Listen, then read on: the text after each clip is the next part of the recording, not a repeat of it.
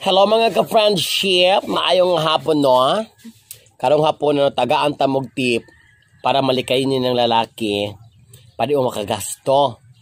So, palami kayong sinugba. Napon yung sausawan. Ako nang gipatong ang sausawan. Akong cellphone, ako nang gipatong ang sausawan.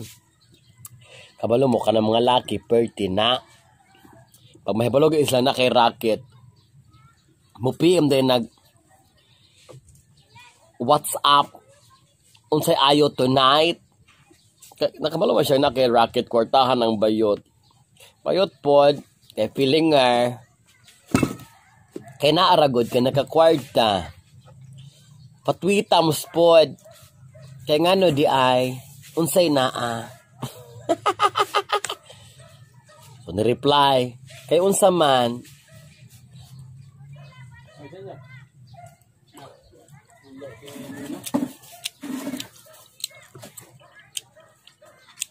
may sinugba. Pag humam, doon na lalaki, okay na ba mo? Jump ta tonight? So, siyempre, na-joke kwarta, makijump bukas laki.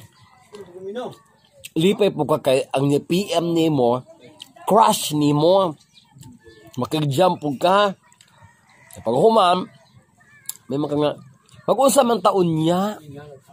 Lugod ang lalaki nga. Inom-inom ragod. Pawala sa kalaay. Sa kagabihon. Kay Mika kaayo diri. Ang bayot sad nga naka-Rocket. Go! Raban! So niabot na ang takna nga alas 6, alas 7 sa kagabi o human sa panihapon. So dito na. So before kani adto nangutana sa kaog pila man mo kabuok. Inusa ka sa lalaki nga duha rami. Okay ra ba nimo og tanduay or impilites? Ningon sad ang lalaki, pait kaayo, walay bugnaw. So ang bayot, nahibalo na siya nga, dili mo angay kay pait daw ang tanduay og impilites. So, meaning to say, Red Horse, San Miguel, San Miglite, may imong orderon. So, before ka mo adto sa gira, before ka makikitapok sa mga laki, nangandam na jug ka, nagluklok ka sa imong bala, pwede ka ba disgrasya? Anong sikreto?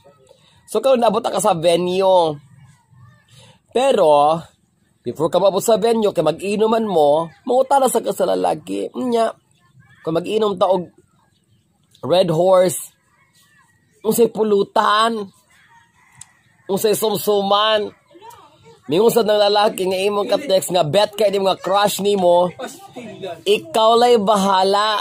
So, syempre, kay bayot man ka,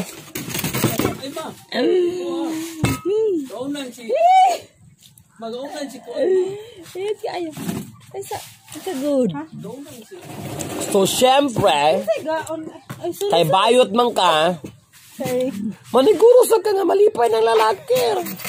Di sa di mo alang-alangon ang gasto. Sumupalit ka og mga lagmi ka chorizo, hotdog, isda ka sugbaon, para lami lagi ang inyong pulutan inig-inom.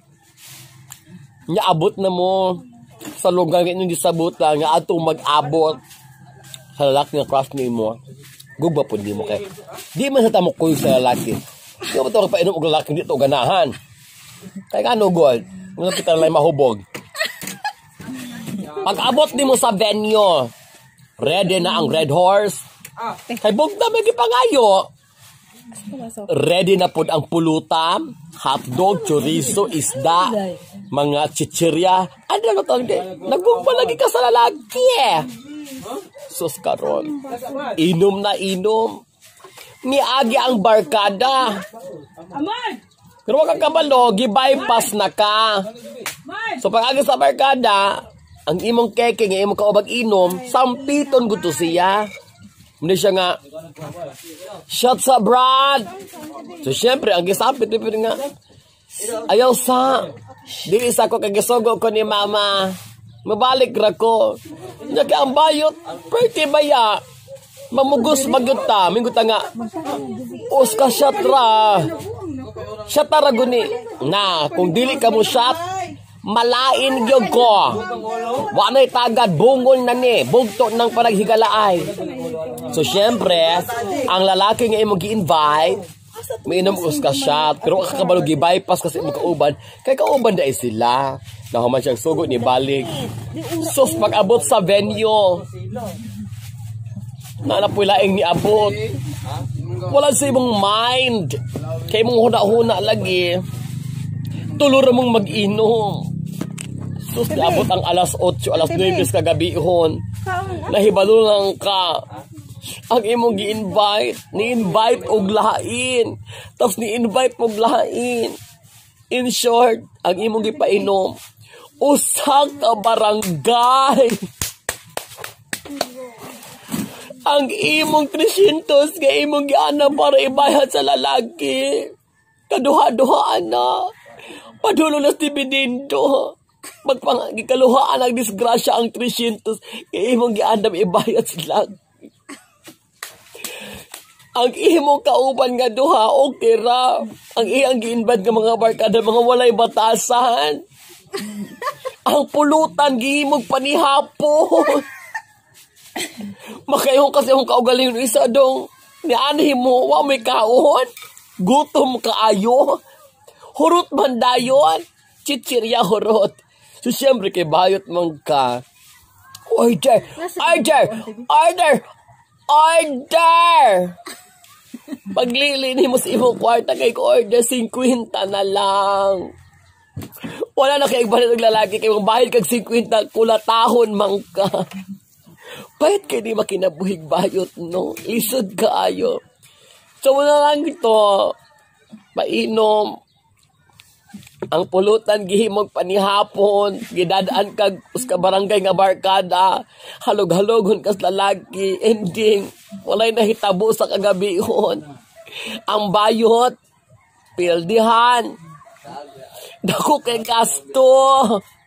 Mahay. Ang mga lalaki busog. Hinanok. Pagmatas bayot pagkaugma, labad kayong ulo.